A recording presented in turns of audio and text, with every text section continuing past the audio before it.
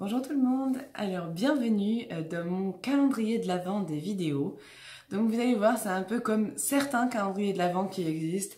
Vous n'aurez pas un jouet tous les jours parce que je vais pas avoir le temps malheureusement avec mon emploi du temps de maman de faire une vidéo par jour ou de programmer une vidéo par jour parce que c'est impossible, je vais pas avoir le temps de filmer 22-23 vidéos donc voilà, je vais faire un peu comme je le peux parce que je sais que vous êtes très compréhensifs et que de toute façon je pense que même un jour sur deux vous n'aurez pas forcément non plus le temps de regarder toutes mes vidéos, donc ça ne change pas grand chose au final. L'essentiel est que on partage un petit peu des petites choses pendant ce mois de décembre, des petites choses dont moi j'ai envie de parler par exemple, ou dont vous avez envie que je parle. C'est pour ça que je vous avais demandé sur Instagram dans un petit sondage quels étaient le genre de vidéos en fait, quel était le genre de vidéo que vous vouliez voir. Et pour l'instant j'ai pas eu encore énormément de réponses, donc j'ai d'abord fait une liste avec mes propres idées dans lesquelles j'ai quand même retrouvé certaines propositions que vous avez faites. Donc comme ça veut dire qu'on est à peu près sur la même longueur d'onde concernant ma chaîne et vos envies, donc c'est pas plus mal du tout. Et aujourd'hui, donc je vais vous parler du fait d'être maman au foyer. Donc j'ai choisi en fait ce thème parce que c'était celui qui me parlait. Voilà, quand j'ai regardé ma liste, je me suis dit tiens, je vais parler de ça aujourd'hui. Il n'y aura pas vraiment d'ordre. Enfin, il y a des ordres parce qu'il y a des vidéos que je ne peux pas encore faire parce que j'ai pas... par exemple, il va y avoir les cadeaux que je vais faire à mes proches. Et ça, par exemple, je les ai pas encore tous. Donc, j'ai attendre de les avoir pour vous les montrer, évidemment. Parce que vous faire simplement une liste orale de ce que je vais offrir, c'est un petit peu dommage. Donc voilà, comme je vais vous les montrer, j'attends juste de les avoir. Et ce sera donc pas avant. Donc, il y a des petits impératifs, en fait, dans les vidéos selon l'ordre, mais après le reste je suis totalement libre et tant mieux parce que moi c'est la liberté que je préfère sur ma chaîne et pour moi c'est très important. Donc voilà, on va parler du fait d'être maman au foyer. Alors moi la notion de maman au foyer je l'ai jamais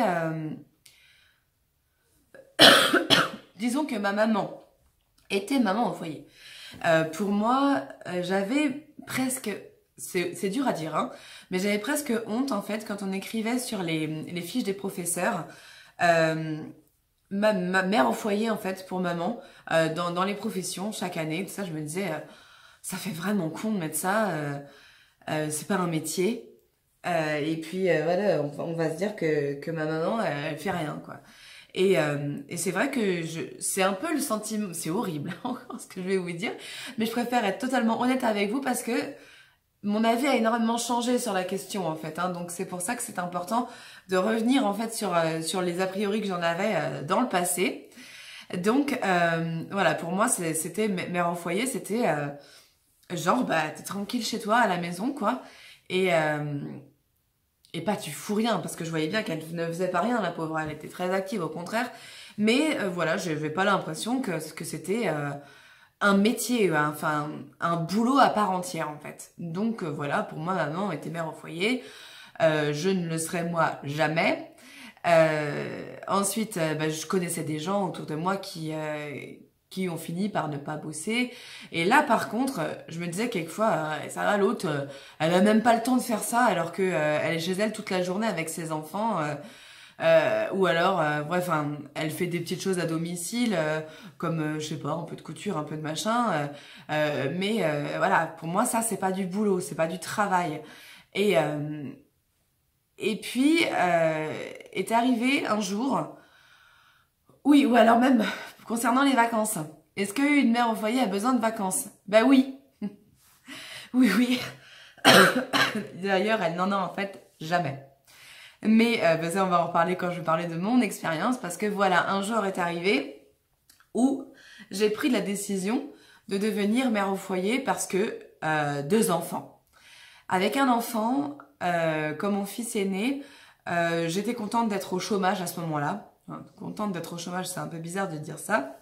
Bon, j'étais contente d'être au chômage parce que c'est vrai que ça me permettait d'être avec mon fils tout en percevant quand même un salaire.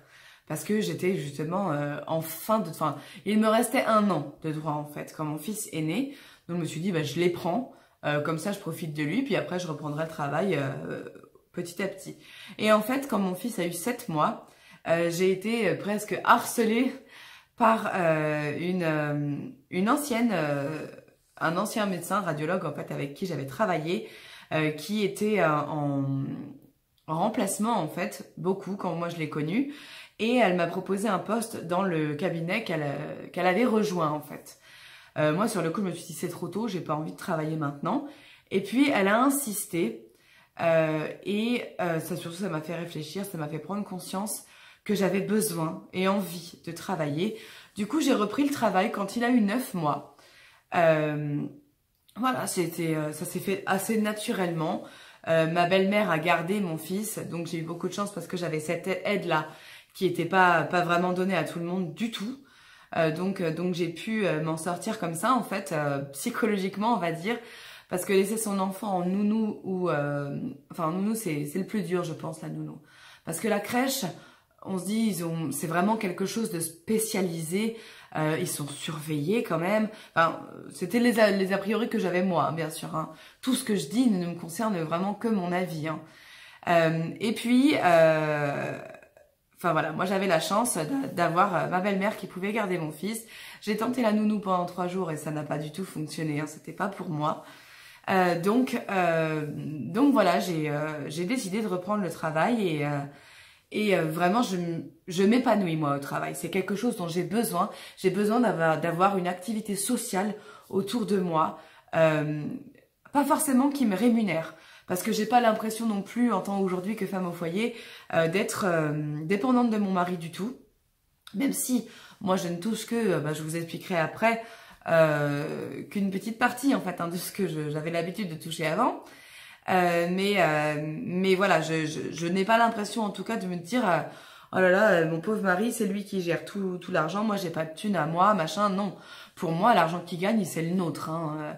J'ai jamais fait de différence là-dessus. Pour moi c'est pas son argent, c'est l'argent de la famille, et moi je participe, peut-être pas de façon pécuniaire, mais dans tout le reste de la maison. Donc voilà, chacun son rôle, et j'ai bien conscience que mon rôle est aussi important que le sien. Donc ça au moins c'est un complexe que je n'ai pas par rapport à beaucoup d'autres. Mais voilà, du coup on voulait pas se limiter à un enfant. Donc on a tenté de faire un 2e enfant, j'ai fait une fausse couche. Et après on s'est dit bon ben c'est pas grave, on se met à fond dans le boulot. J'ai essayé de me mettre à fond dans le boulot, j'ai demandé une augmentation à mon travail parce que voilà, j'avais l'impression de leur donner entière satisfaction contre un salaire que je pensais mériter meilleur salaire que ça. Donc je suis allée voir ma boss, toujours la même, celle qui m'avait fait venir, et je lui ai demandé une augmentation. Elle m'a tout de suite fait comprendre que je n'en aurais en fait quasiment jamais. Et là je me suis dit ok, donc en fait je me tue au travail, j'aime mon travail certes, mais je me tue au travail, et pour moi c'est pas comme ça qu'on remercie en fait les employés. Moi j'étais prête franchement à n'avoir peut-être qu'un enfant ou en faire un autre dans 5 ans. Ça me dérangeait pas du tout. Seulement voilà, me dire que j'étais dans un travail où peut-être on ne m'appréciait pas à ma juste valeur, qu'on me disait c'est trop tôt pour avoir une augmentation, pour moi c'est pas comme ça que ça fonctionne. C'est pas le fait d'être là depuis 5 ans, depuis 10 ans qui compte, c'est la qualité du travail qu'on fournit. Et j'ai bien compris que je n'aurais rien en fait avec ce travail-là. Même si on me donnait plus de choses à faire, plus de responsabilités, je ne serais jamais vue comme autre chose qu'une petite secrétaire de bas étage. Et voilà, alors que moi j'aspire à un peu plus de respect et de comment dire, ouais, enfin plus de considération en fait, tout simplement. Voilà, pour moi je suis une secrétaire et médicale, hein, parce que je travaille dans un cabinet de radiologie. Et voilà, je suis aussi importante que le radiologue en finale. Enfin, on fait chacun notre travail, chacun notre part, exactement comme à la maison, la maman au foyer et tout ça. Donc, on a fait on a tenté encore un autre enfant. Ça a marché très très vite, comme d'habitude. Et donc voilà, une fois enceinte, cette fois-ci, je me suis arrêtée tout de suite avec mon gynéco. Parce que voilà, il m'a dit, il faut pas du tout... je pense que il faut pas que vous travaillez pendant vos grossesses parce que ça doit être une source de stress énorme. On ne sait pas si c'est ça la cause de vos fausses couches, mais en tout cas, moi, je veux pas risquer. Donc je vais vous arrêter toutes les 3 semaines jusqu'à la fin de votre grossesse. Alors au début, je me suis dit, ouh là là, ça va pas passer au boulot, hein. De à chaque fois toutes les 3 semaines, même moi c'était un gros stress pour moi, de toutes les 3 semaines leur dire je suis prolongée, je suis prolongée. Bon après ils ont vite compris que je serais prolongée toutes les 3 semaines. Hein. Mais voilà, donc il avait décidé que, d'un commun accord avec moi bien sûr, que je travaillerais pas pendant la grossesse et c'est ce que j'ai fait. Donc jusqu'à la naissance de ma fille je n'ai pas travaillé et pendant la grossesse avec mon mari Marc, on s'est dit je travaillerai plus. Après, je vais prendre un congé parental jusqu'à ce que la petite aille à l'école. Voilà, et puis comme ça, après, je reprendrai le travail dans de meilleures conditions. On aura une autre famille qu'on voulait. Et puis voilà, ce sera très bien comme ça. Nos enfants auront la chance d'avoir une maman à la maison.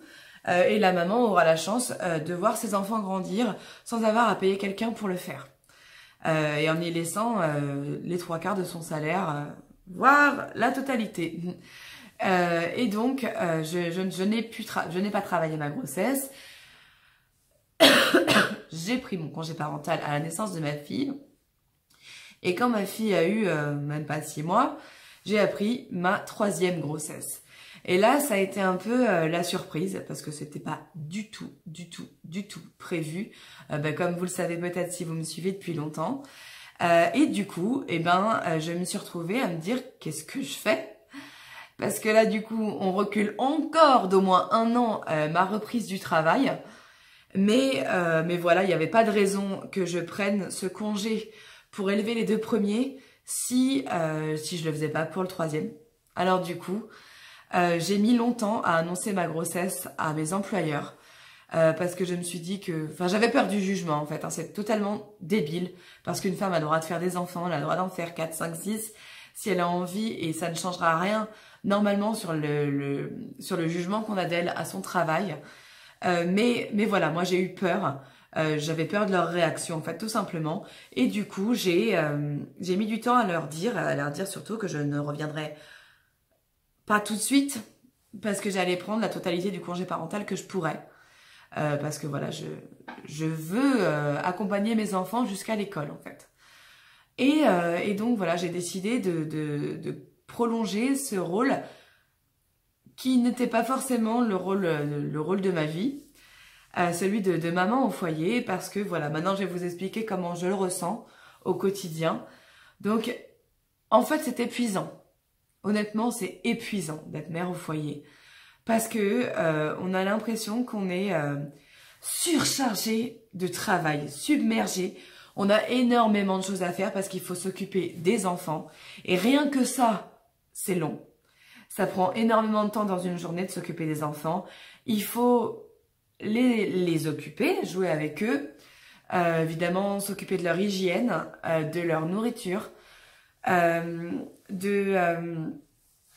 les occuper, de les divertir en fait, parce que des enfants ça joue et ça n'a pas forcément les idées tout seul en fait, hein, de à quoi jouer, etc. Donc c'est pas forcément évident d'avoir le temps de s'occuper de 2 enfants. Surtout que autant Yann est un enfant assez indépendant, autant Émilie est extrêmement dépendante, elle demande beaucoup les bras. Elle a besoin qu'on la regarde, elle a besoin qu'on joue avec elle. Elle joue pas toute seule, alors que Yann était un enfant qui jouait tout seul. Il est toujours d'ailleurs, il est très souvent dans sa chambre porte fermée pour être tranquille et jouer avec son train, etc. Donc c'est vrai que voilà, mais en plus de ça, il faut faire des courses d'appoint. Il faut faire le ménage dans la maison et selon la taille de sa maison, ça peut prendre énormément de temps. Donc on répartit les tâches si on est un minimum ordonné et j'ai dû le devenir. Ensuite, il faut faire pousser le bébé qu'on a dans le ventre et pour ça il faut se reposer un minimum Il faut avoir les nerfs bien accrochés parce que la fatigue et le fait d'avoir des enfants en bas âge qui sont tout le temps en train de crier, tout le temps en train de poser des questions, de parler, de se disputer, de se crier dessus, parce que même si elle a qu'un an, ma fille, enfin, ça, ils ont des rapports de frères et sœurs et c'est pas toujours l'osmose parfaite, hein. On va pas se mentir, hein. Je pense que pour vous c'est pareil si vous avez des enfants et du coup les journées sont vraiment épuisantes. Je me dis en fait, quand je faisais 9-19 à mon boulot, mon Dieu, mais j'étais pas crevée comme ça, quoi. J'étais pas fatiguée comme ça. C'est de la fatigue mentale, c'est quelque chose qui vous apporte énormément de bonheur, mais alors, ça vous fatigue et ça vous... Ah oui, ça vous épuise. Enfin, c'est vraiment... si on veut faire les choses bien, en tout cas, si on veut être... si on veut pas être parent démissionnaire et qu'on a envie d'avoir des enfants qui sont bien élevés, qui sont gentils, qui font les choses avec politesse, etc. Il faut vraiment s'investir. Donc c'est un boulot qui demande 24 heures par jour quasiment, hein, parce que même la nuit, on serait censé pouvoir subvenir à leurs envies et besoins si c'est le cas en fait. Hein. Moi j'ai de la chance, j'ai des enfants qui dorment très bien, mais bon voilà, c'est pas toujours le cas, hein, d'autant qu'ils sont petits. Donc voilà, ça aurait pu être une source de fatigue en plus. Mais il faut penser à tout. On n'a jamais de moment de répit en fait quand on est maman au foyer. C'est nous qui nous occupons de gérer tous les problèmes de l'école. Enfin, ouais, moi j'ai l'impression que je travaille comme deux personnes, que j'ai deux emplois limite. J'ai l'emploi de femme à la maison et j'ai l'emploi de maman. Donc voilà, plus jamais de ma vie, je ne cracherai sur les femmes qui sont mères au foyer en disant qu'elles ne glandent rien ou qu'elles n'ont pas besoin de vacances parce que voilà, c'est bon, hein, elles peuvent bien s'occuper de leurs enfants aussi sur leur lieu de vacances parce que voilà, c'est ce qu'elles ont choisi de faire, hein, et puis de toute façon elles sont chez elles tout le temps. Oui, elles sont chez elles tout le temps et c'est bien le problème en fait. C'est que on manque de vie sociale cruellement, honnêtement, quand on est mère au foyer. Enfin, en tout cas, moi je le vois comme ça, hein. J'ai besoin d'être utile à l'extérieur et actuellement je ne le suis pas. Donc c'est vrai que pour moi c'est quelque chose qui me manque. Je manque énormément de travailler, mais j'ai fait un choix et jamais je le regretterai parce que je l'ai fait un choix pour mes enfants, pour ma famille, aussi pour mon mari. Et voilà. Donc pour ce qui est du revenu de la maman au foyer, moi étant donné que je travaillais, j'ai le droit au congé parental. Donc le congé parental, il vous donne 400 € par mois, 390 et quelques je crois, par mois. Et ça c'est pas par enfant, c'est le global en fait de ce que vous touchez quand vous êtes en congé parental. Enfin le choix de l'éducation parentale en fait. Ensuite, moi je touche, je vais être totalement transparente avec vous, de toute façon vu la somme vous allez voir que c'est pas miraculeux. Je touche 129 € je crois d'allocation familiale parce que j'ai 2 enfants, donc ça je ne touchais pas quand j'en avais qu'un.